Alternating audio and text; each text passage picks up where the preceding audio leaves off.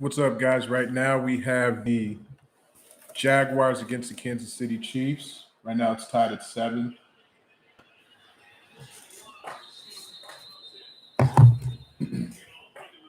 Looks like both teams have gotten off to a fast start. Mahomes, he drove the ball right down the field.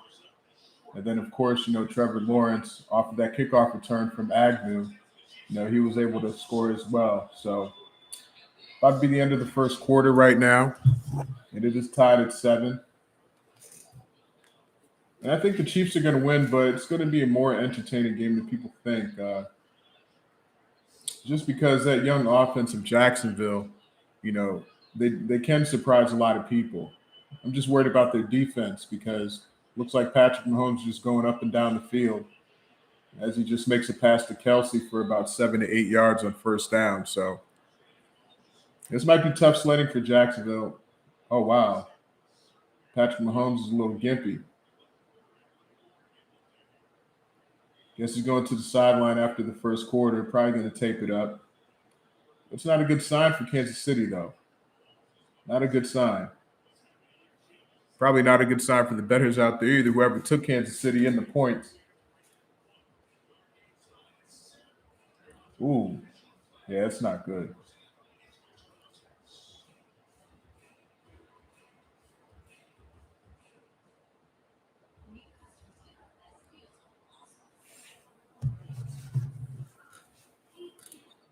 But I'm more so curious about tonight's matchup. You know, we do have the, New York Giants going into Philadelphia.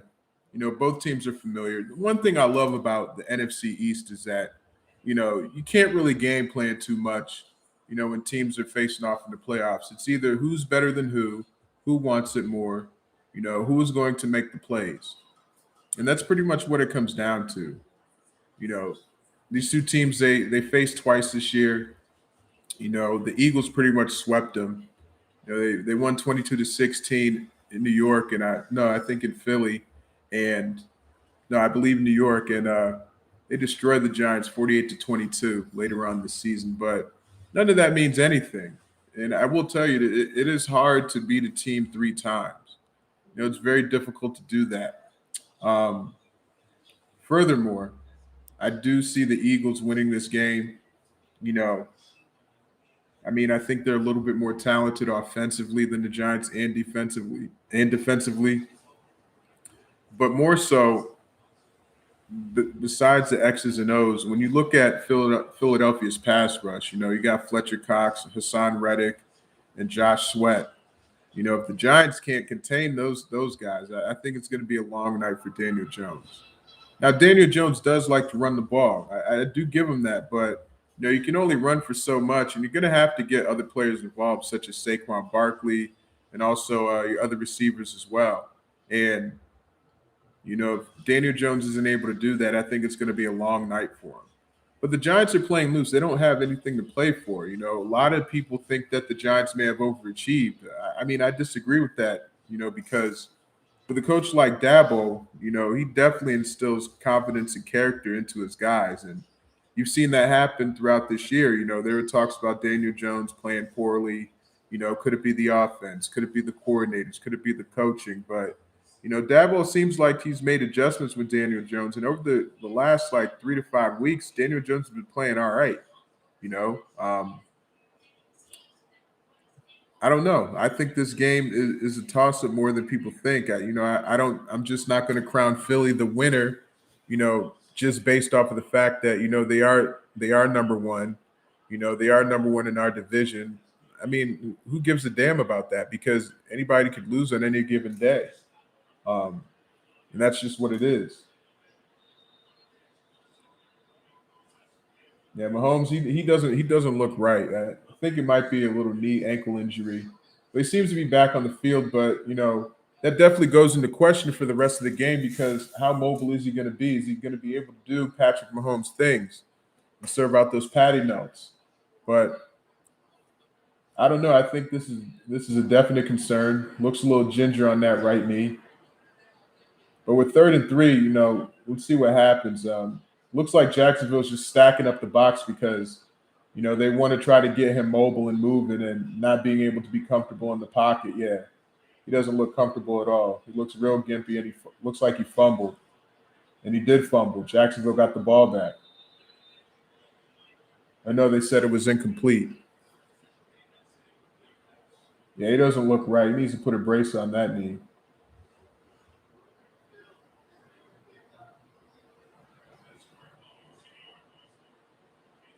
Man, it really looks like a fumble because he wanted to pull it down. But no, it's incomplete because the pass, it was going forward.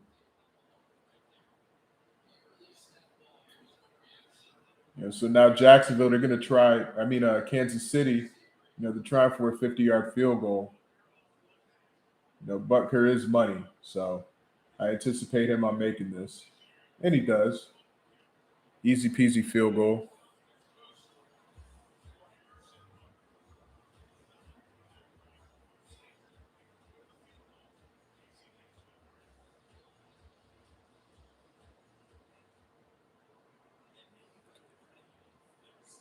And this game is getting more interesting than I thought. I wonder how that injury is going to affect the Chiefs moving forward.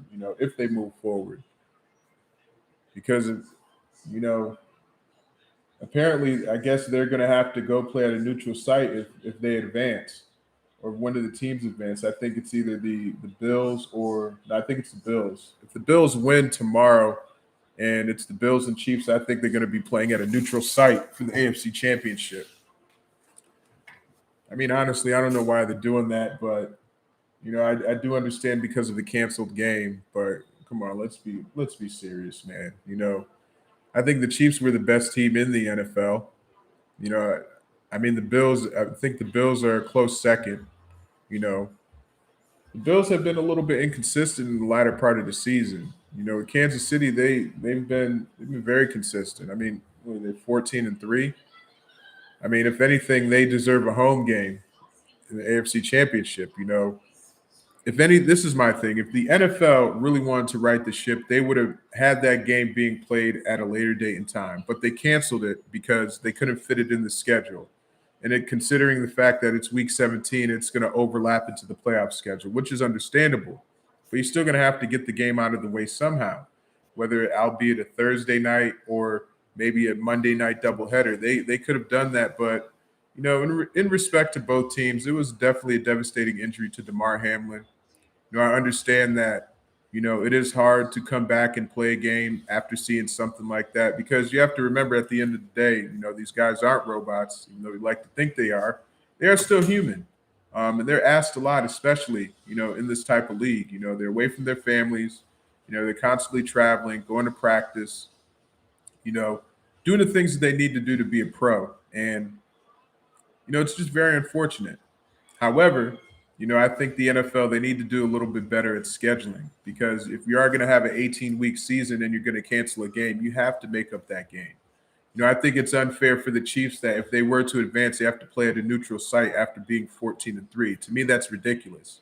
That punishes the other team that wasn't involved in that particular incident, that injury with Damar Hamlin. I don't think the rest of the league should be punished. I think the league, such as Roger Goodell, needs to find a way at planning these things. Now, I'm not going to be too hard on the players and the coaches because I do believe they did the right thing, but more so for the league, they have to take up the slack for it. If you're running a business and you miss a date on let's say a big time meeting, like how are you ever going to make that up?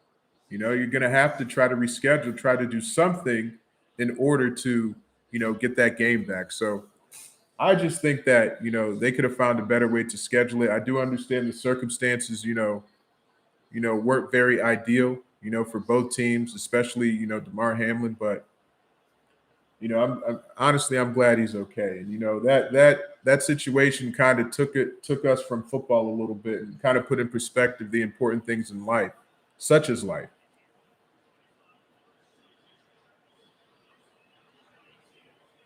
Yeah, what I'm starting to see early with the Jaguars is they got the ball back. They look really comfortable moving the ball.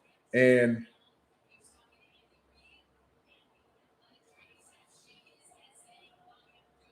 my bad, I was just watching interaction between Andy Reid and Patrick Mahomes. Andy Reid's kind of leaning him towards the sit, and Patrick Mahomes is like, no, no way, I'm not staying out of this game. And you definitely like to see that out of these players, man. A lot of people said that these players don't care. I beg to differ, man, because you see it right out in the field. These guys, they do get paid millions of dollars, but there's some ethics involved, I think. Especially when it comes to the competition of the game. I don't think he wants to sit out. It looks like he wants to stay in. Andy Reid looks a little nervous. He doesn't want to hurt him potentially for next week, but I think Andy Reid has to look at this game and like, listen, this is a divisional game. The Jaguars team, they're very hot right now, and this guy just got a big run, number 22. I think Hasty for about 20 to 30 yards. So, Jacksonville, they're playing balls to the wall. They don't care. They feel as though they can win this game. And if I'm Andy Reid, I'm saying, hey, we got to put him in. We got to keep Patrick Mahomes in because Patrick Mahomes is what makes this offense go. That's just what it is.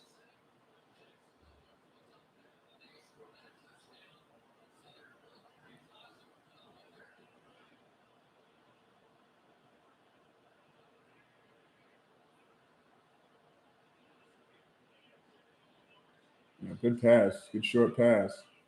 Yeah, Jacksonville. Yeah, they're moving the ball down.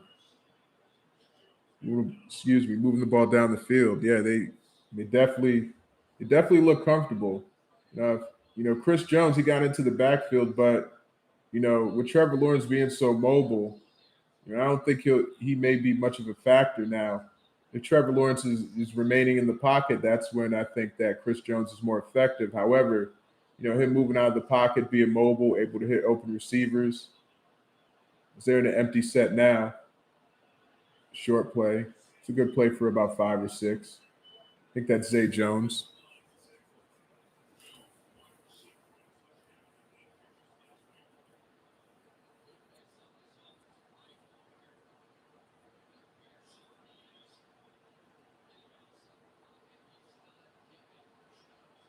We got about 2nd and 5.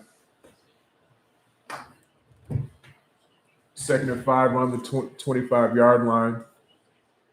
Just a little bit, about 11 minutes to go, 11:10 to go in the second quarter. Lawrence back to pass. He's rolling right. Incomplete. What a flag on the play, though. We got to see what the flag is. Could be holding. I think it's going to be holding against Jacksonville.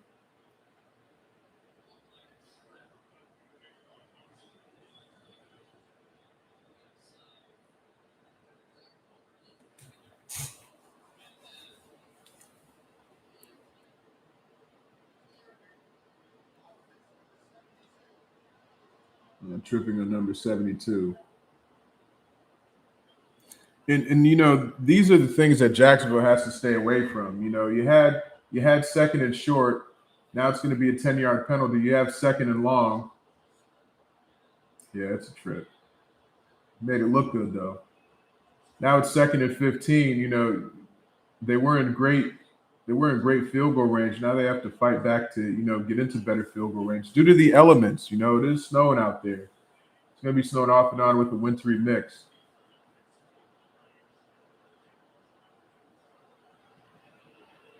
Where's back to pass running? There he goes, and down he goes. I think it's Desmond Clark, number 55. He was able to get the sack. So now you're in 3rd and long, and you'll be lucky if you can get 3 out of this. Jacksonville had good field position, but they squandered it away with the penalty. Like I said, this is going to be a tough game for Jacksonville. They're going to have to play mistake-free football. Um, they're going to have to play mistake-free football. If they're not able to do that, then it's just curtains for them. I think they just took Patrick Mahomes to the locker room. So it's 3rd and 19. Lawrence back to pass. He's running around, still running, throwing, incomplete. Would have mattered anyway. Would have only been about 6 yards. So now Jacksonville, I think, has a long field goal that they're going to try. It's a big stop for the Kansas City defense, man.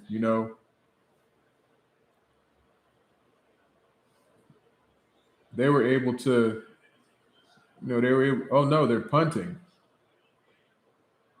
Wow, they're not going for the field goal? Wow.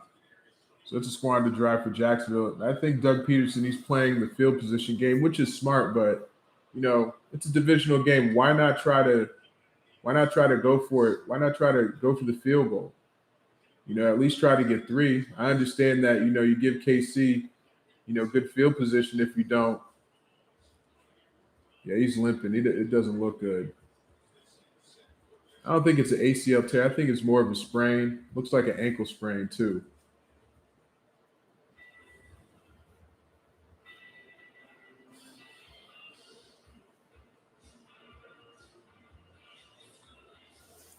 But furthermore, I really want to talk about, our game tomorrow. And previously, I had a video. I didn't get into stats too much, but I'm looking at this game as not a measuring stick for the Cowboys because measuring sticks are done. It's either they're going to do it or they're not. Now, as a Cowboys fan, we've been through this for a multitude of years. We could even go back to the divisional playoffs against the Giants where Patrick Creighton dropped that easy pass for a touchdown. If he catches that pass, that game is different. But the Giants went on to win the championship that year, so I'm not too mad at them. Maybe it was destined for them to do so. But when I look at this game, I'm looking at three things. I'm looking at special teams, offense, and defense. Now, special teams, Kavontae Turpin, he hasn't returned a kickoff return or a punt yet for a touchdown. Could he be overdue tomorrow? Who knows?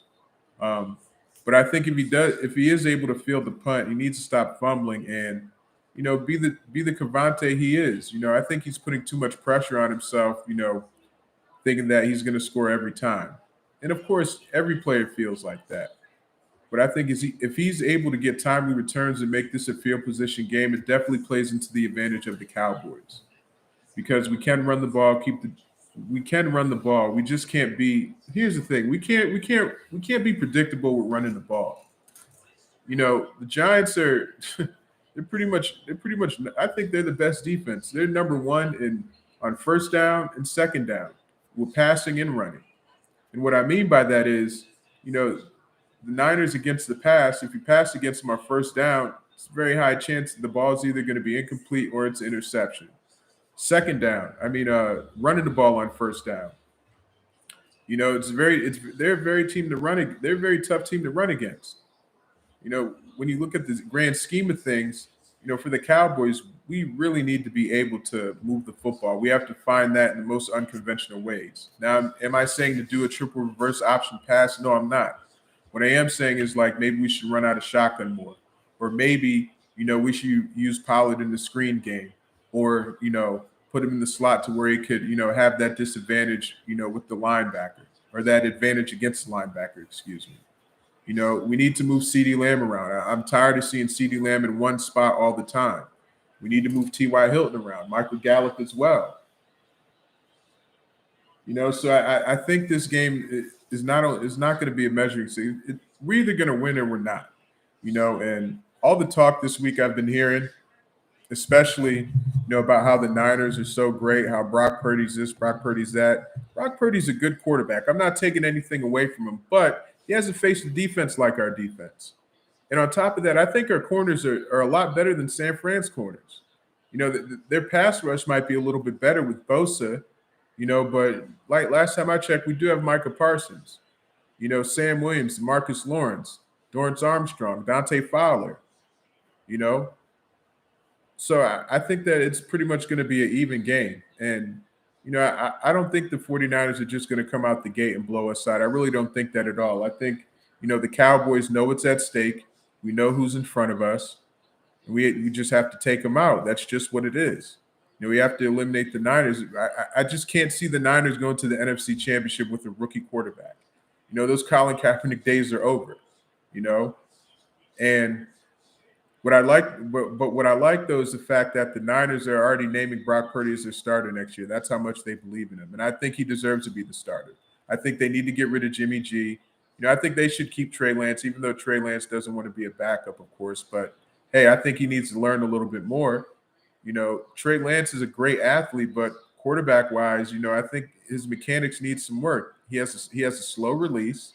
His footwork is shoddy at best, and the only time his footwork is good is when he's running out of the pocket. I mean, for a quarterback, footwork is essential because you have to move around in the pocket, and some of the best to do it. I look at Drew Brees, Dan Marino, especially Dan Marino, because he was slow as molasses, but he was in that pocket. He could be able to move, and he had one of the quickest releases. Nobody wants to talk about that. So now it's still the second quarter. Chad Henne's in the game. I think. Oh wow, he almost threw a pick off of a tip pass. Yeah, they're going to need Patrick Mahomes back because this is going to be tough for the Chiefs. Especially this year with everything riding. If Jacksonville is able to pull this upset off and go to the AFC Championship, much power to him. And I'm not even that mad that we lost against Jacksonville. Jacksonville is a good team. They're a young team, so that's why their record shows that. But they got Kadarius Toney for a first down. So all Chad Henne has to do is just not mess up this game.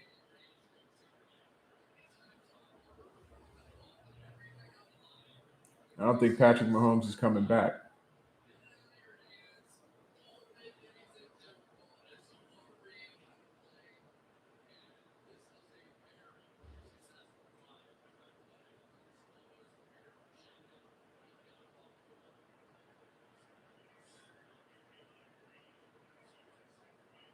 It's first and 10. I believe on the 31-yard line. 5-yard pass to Kelsey. Kelsey is always money. You know, I think he's arguably the best tight end in the league. I mean, not arguably, he is the best tight end in the league. I mean, I think a close second is Kittle. Kittle, he's good for the 49ers.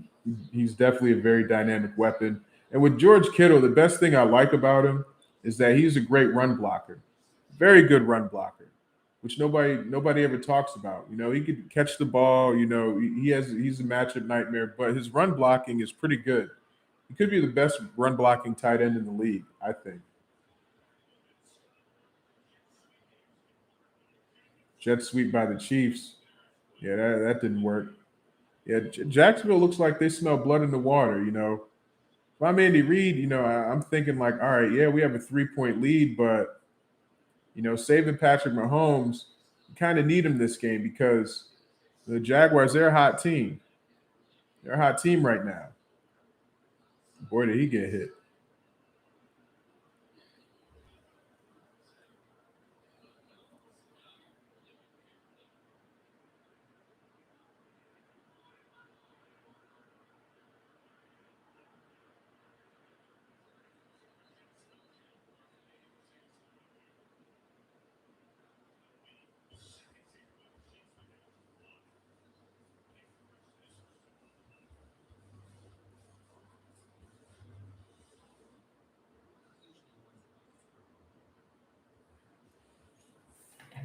Commercial break now. So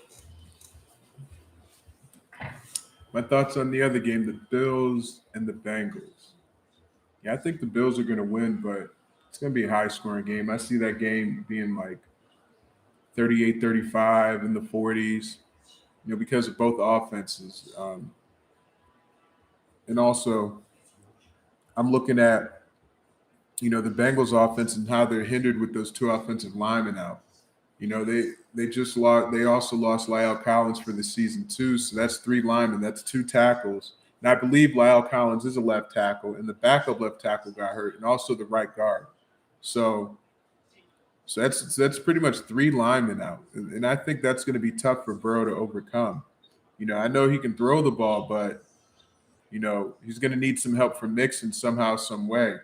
And if the Bengals aren't able to do that, it's going to be tough for them. And also, too, the Bengals defense is going to have to step up as well because, that offense of Buffalo is very potent. You got Evans, you got Stephon Diggs, come on, you have Knox, you have a plethora of receivers that could, go get it and also take it to the house. And also Josh Allen too, who's like the modern day Jim Thorpe, in my opinion, because not only does he run, he throws the ball and he runs pretty effectively. Now for Josh Allen, I would hope that he would learn to slide, but he doesn't care. He really tries to run defenses over.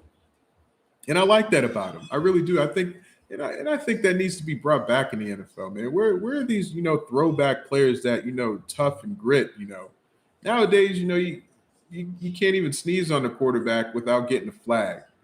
And to me, that's just silly. That's not football. Football is a gladiator sport. It's a competitive sport. Now, of course, I don't want to touch on the Hamlin injury too much. That's a freak accident. That doesn't really happen often, but concussions, ACL, PCL tears, sprained ankles, and so forth. Those things happen, man, and it's just part of the game. So I just don't understand why they're trying to just soften up the league a little bit. I understand player safety and player protection is very important, but it comes a point in time to where you have to realize that the sport itself is dangerous. You can even go back to like training camp. You can even go back to the training camps in college where they're running players pretty much till they can't run anymore. It's conditioning, you know. 3rd and 3, first down, Kelsey. A flag on the play though. We got to see what this penalty is.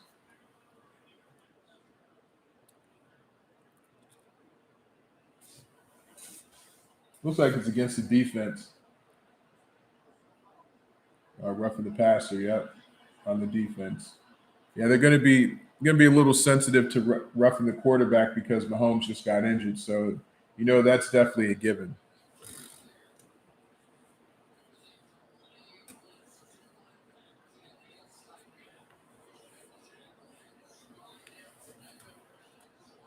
Hmm.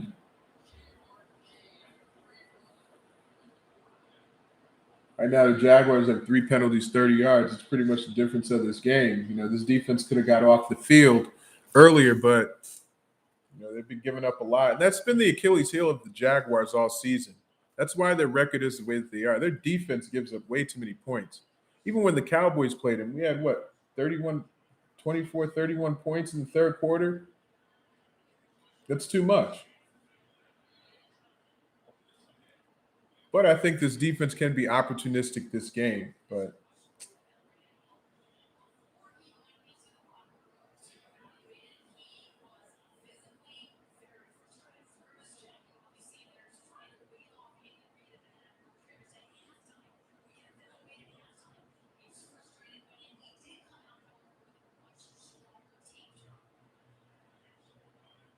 and so right now, Patrick Mahomes is questionable due to an ankle injury.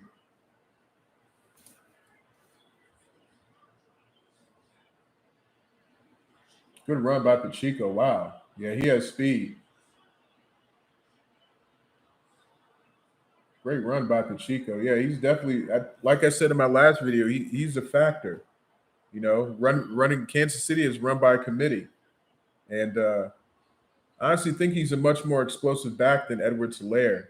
Edward Solaire is good, but Pacheco, he just has another burst to him. As I see him get out to the sideline.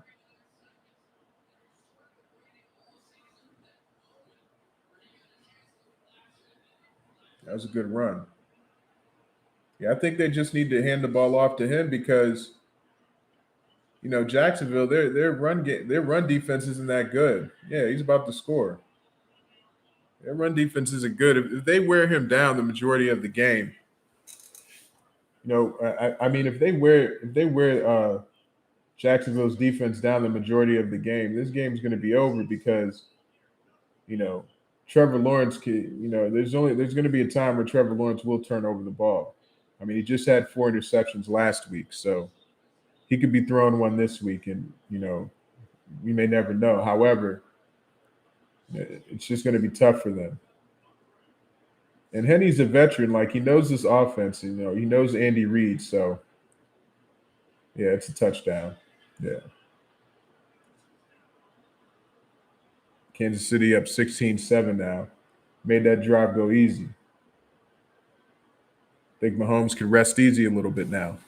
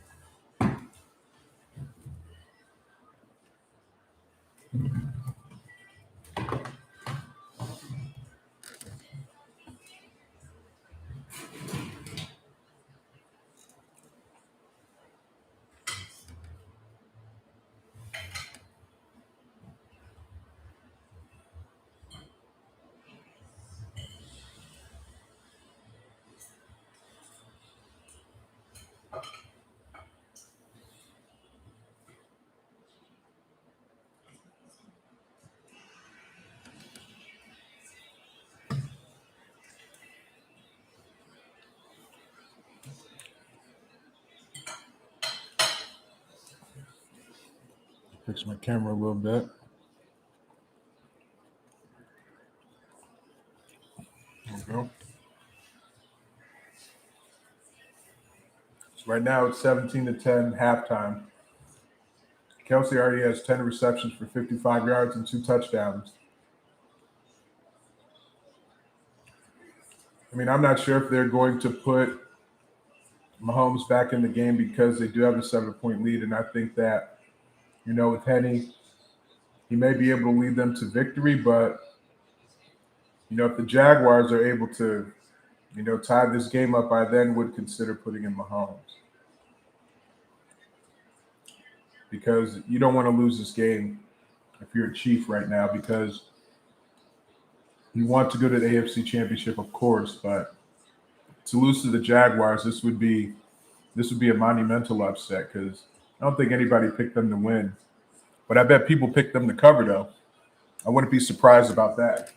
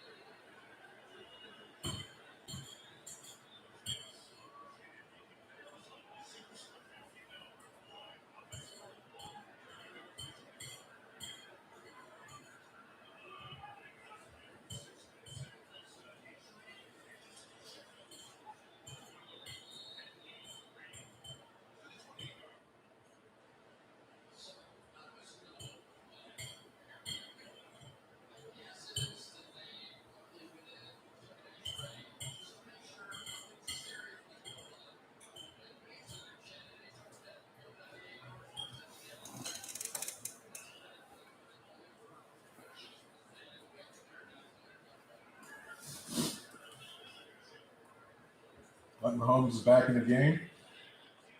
That's a good sign.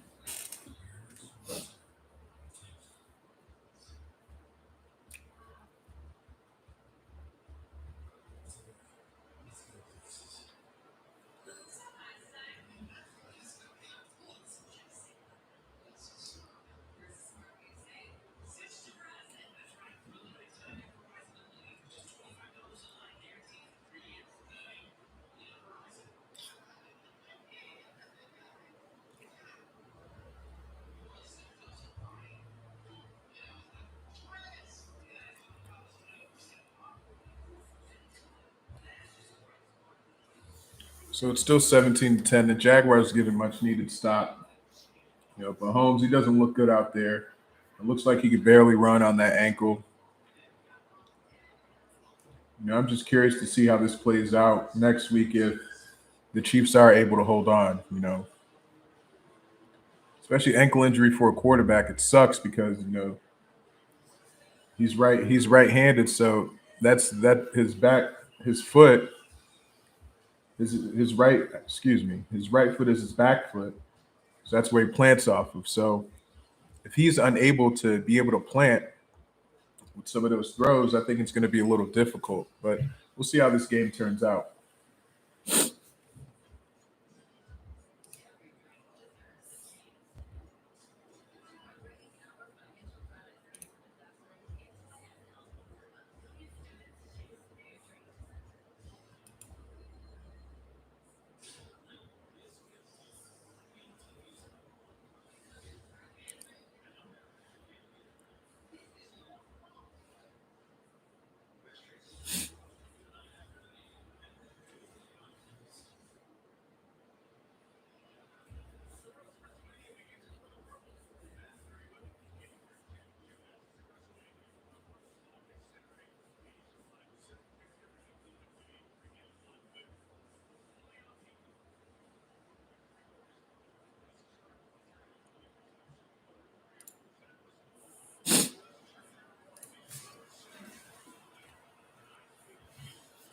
So Jacksonville has the ball on the 15-yard line, third quarter with 12 minutes to go.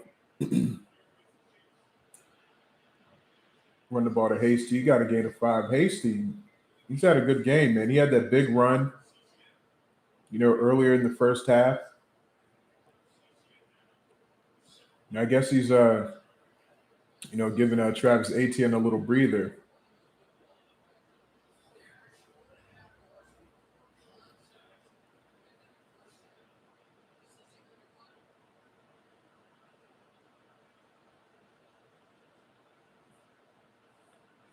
Got second and 5. Let's see what the Chiefs defense is going to do.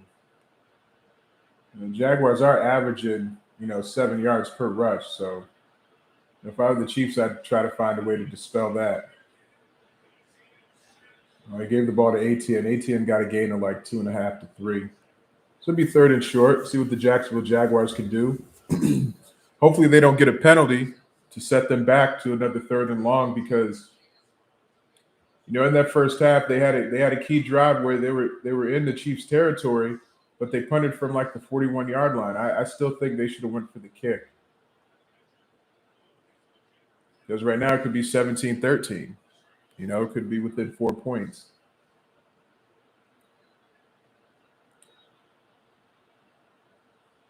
Screenplay to Etienne. Etienne got the first down. Good play. It's a good design play. Out of the Dougie P playbook. Okay. See what Dougie P can do now.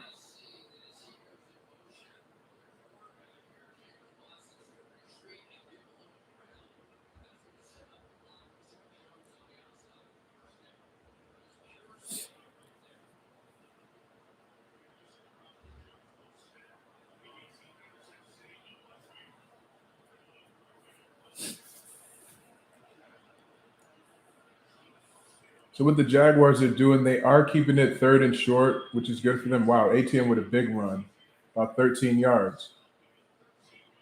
And see, this is what the Jaguars need to do. They need to keep the ball on the ground. They have two good backs. They have ATN and Hasty. Both of these guys can take it to the house at any given time.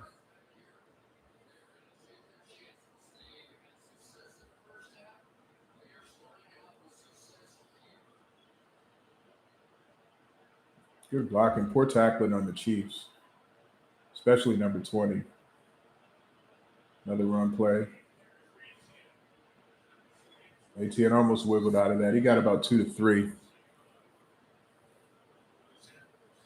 See, this is Jacksonville's game, I think. Run the ball, get it to second and manageable, third and short, and just keep moving the chains. Of course, you're going to have the big play, but, the Chiefs are banking on that. So that's why throughout this game, the second half, majorly, they're playing a little bit off. I mean, it's not really bump and run like it's supposed to be. You got a quarter who's about 2 yards off, 3 yards off. You have another quarter who's 7 yards off. Oh, wow, almost intercepted. Chiefs finally sent some pressure, forced Lawrence to make an errant throw. So,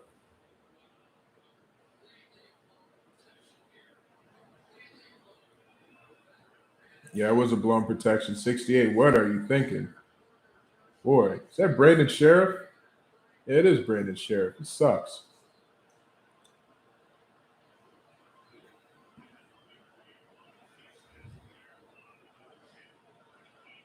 So 3rd and 7 for Jacksonville. Trip set to the left. Incomplete. Yeah, behind him. I think he's going to go for it. I don't agree with that. I think you have to punt. In this case, you got to punt. See, I don't understand what Dougie P thinks sometimes because in the first half, when he was in their territory, he decided to punt. But he's in his own territory. I think he's at his own, what, 40-yard line? Okay, now he's punting. So it's a good thing that he didn't go for it. That would be disastrous. The Chiefs already have the momentum.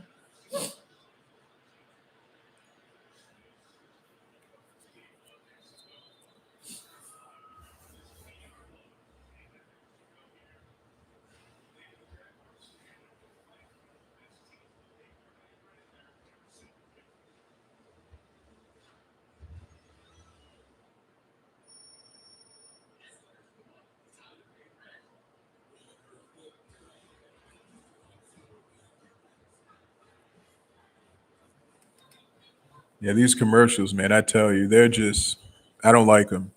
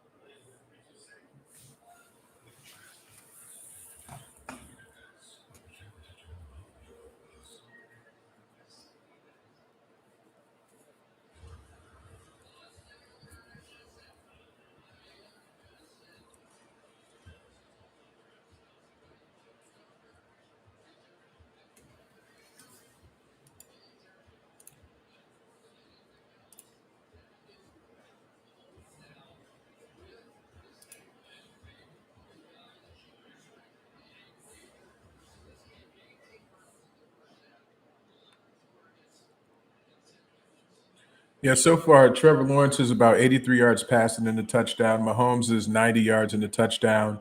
Pacheco, 9 carries, 84 yards. Travis Etienne Jr., 8 carries, 52 yards. Kelsey leads the team in receiving for 11 receptions, 61 yards, and 2 touchdowns. Christian Kirk leads with 5 receptions, 43 yards, and a touchdown. So, right now it's still 17-10. Patrick Mahomes had to get his ankle taped, which he did. Still can't plan on it, though.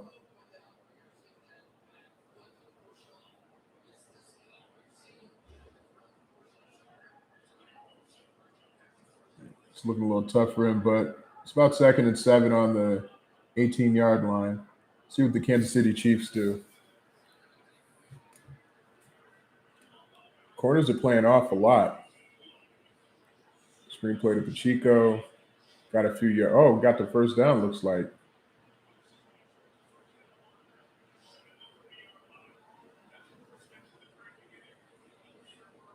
Looks like it's just short, so it might be third and short for the Chiefs.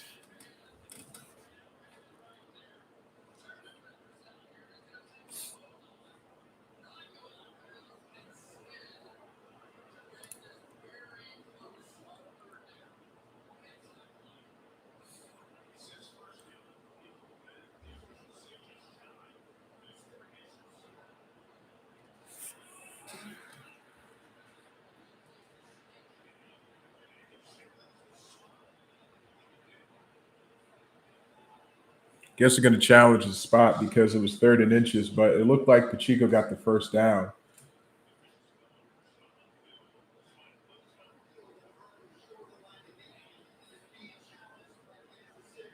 See, I don't agree with this challenge. I mean, it's right there. If your team is not able to get an inch, then yeah, it looks like a first down. Yeah, it's a first down. I mean, but you need irrefutable evidence though. If they're not able to find the evidence to overturn it, then it's a wasted challenge and you lose a timeout. I mean, it's third and inches.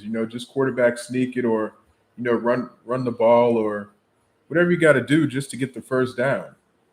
I get what Andy Reid is trying to do. He's trying to get that first down without utilizing a play. Which is very smart. But in this case, I think that you have to go with what you got. Go with the play that you have. Don't worry about it. Now, if it's another challenge, let's say if it's a drop pass or something, it's clearly a catch. You want to be able to challenge because you'd only have one challenge left. Challenges are important in the NFL. Sometimes I think that certain coaches, they're very challenge happy. Others are trying to wait at the right time and right moment to throw the challenge flag, because if it's a huge play that is a momentum swinging play, you know, coaches are going to have to, choose whether, all right, do I want this play to stand where it hurts my team, or am I going to challenge that to actually try to fight the call? And I think a lot of coaches have a conflict with that, especially, this season, because there's some things that coaches let slide, and the officials are just like, all right, well, we're just going to play on, and then that's the point when the coach should have thrown the challenge flag. But like I said, it's risky, man, because you don't want to cost your team, you don't want to bring down the momentum. It can be difficult at times.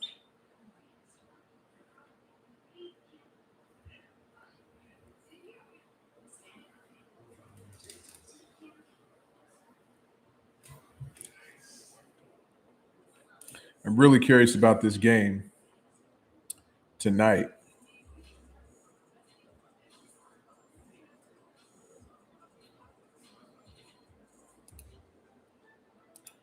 Although I'm a new content creator, I like to shout out a few people.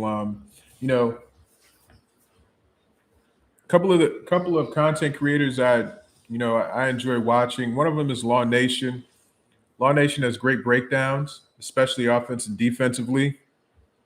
And with Law Nation, he has a good perspective. He has a very balanced perspective on the Cowboys.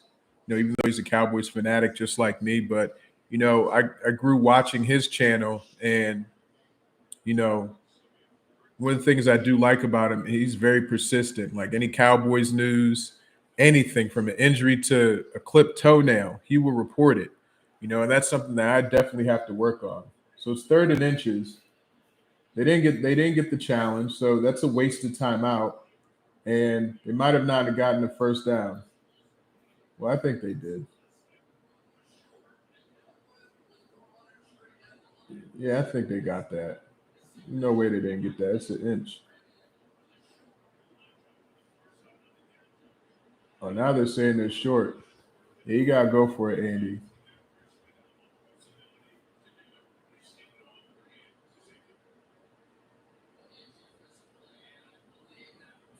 Yeah, he didn't get it. He didn't get it. If he reached the ball over, he would have gotten it. But he didn't want to give up a fumble. Yeah, he didn't get it. There's no way. He's not. I think he might have lost a half a yard, honestly. Yeah, now they got a punt.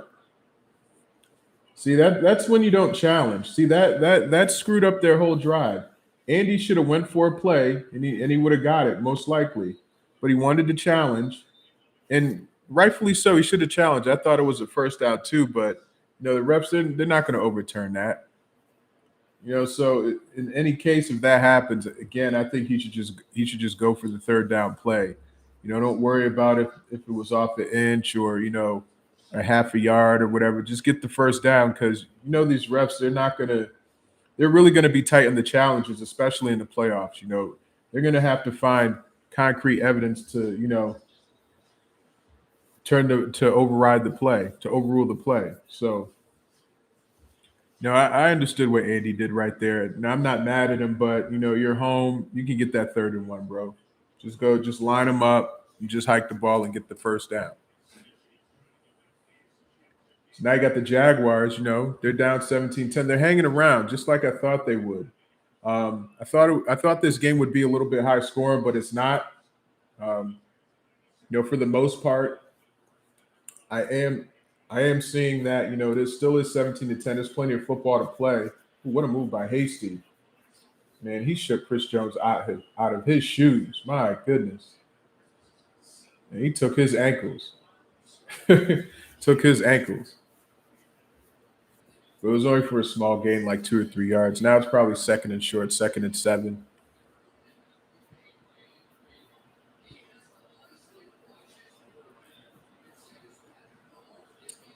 Chris Collinsworth. Man, Chris Collinsworth has to be one of the worst color commentators ever. I can't even listen to him. He just there's nothing about him that wow, good tackle. There's nothing about him that, is exciting. There was a color commentator when those days with Pat Summerall and John Madden. Madden was simple, but he was excited. You could tell when a big play would happen, Madden would get excited, Summerall would get excited. Nowadays, Chris Collinsworth, he just sounds too nasally, like like he has a permanent cold. That's just how he sounds. Not at the end, nah. Like nobody wants to hear that, man. That's why I'm glad that they put Joe Buck and Troy Aikman on Monday Night Football. That's the better duo. As much as I do not like Joe Buck, he's a better option than Mike Tirico and Chris Collinsworth.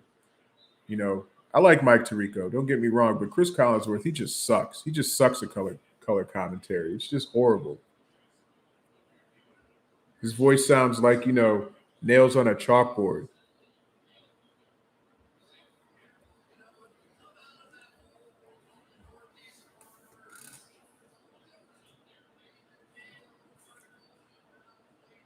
All right, so Jacksonville still has the ball. 1st and 10 on their own 24-yard line. Short play to Agnew. He got minimal. He got about 1 or 2 yards.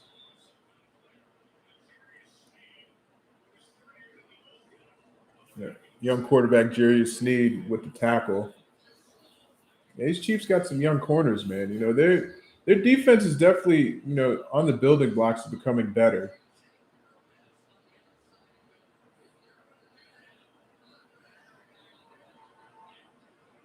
Yeah, Agnew really had no chance. Yeah, they read that play. All right, 2nd and 8.